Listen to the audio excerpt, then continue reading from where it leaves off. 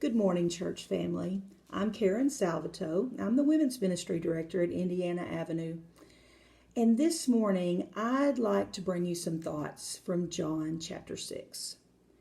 In verses 10 through 15, we see that there is a very large crowd of people following Jesus, and it's gotten to that time of day when it's time to eat.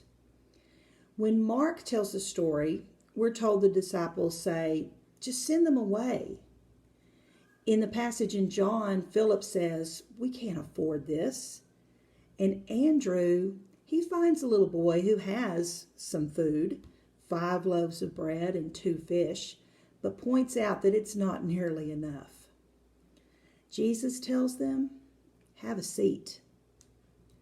In verse 11 it says, then Jesus took the loaves, and after giving thanks, he distributed them. What does Jesus do first? He gives thanks, because thankfulness opens the door to what God has in store.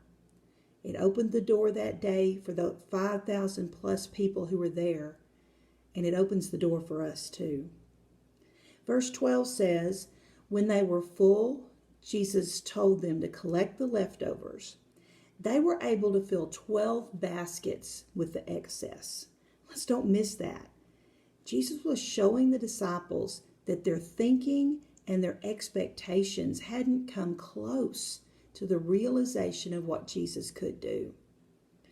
The crowds catch up to him the next day, and he tells them they're only following him because he filled their bellies the day before. Then he tells them what they really need. Verse 36 says, I am the bread of life. No one who comes to me will ever be hungry, and no one who believes in me will ever be thirsty again. He's telling them that they don't even realize what their real need is. It's not physical, it's spiritual. So what do we do with this? First, be thankful every day. Thankfulness changes our hearts, and God can use a changed heart.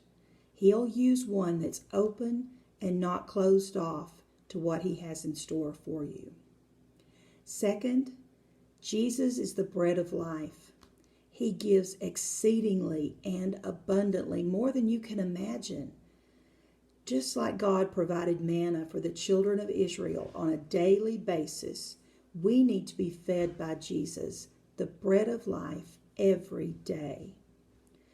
During biblical times and even today, the millstones grinding wheat and the baking of bread were sights and sounds of a flourishing society.